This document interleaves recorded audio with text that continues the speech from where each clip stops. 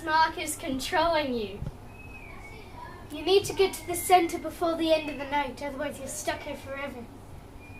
We'll help. Follow us, we know the way.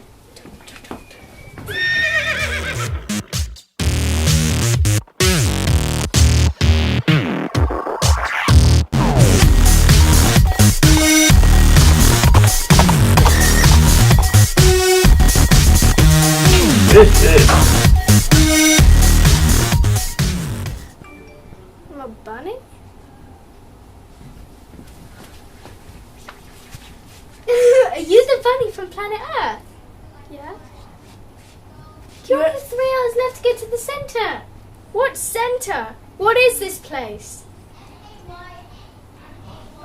Game World. This is Game World. Marvelous Mark is controlling you. You need to get to the center before the end of the night or you're stuck here forever. Come on.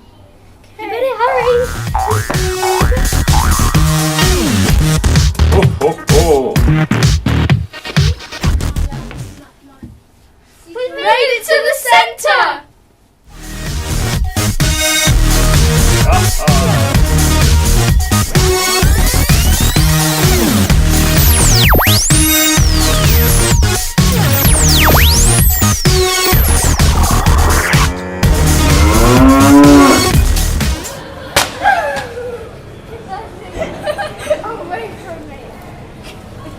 Were we really transported to Gayland? It just hit our heads. It can't be real. It's okay, it wasn't that bad.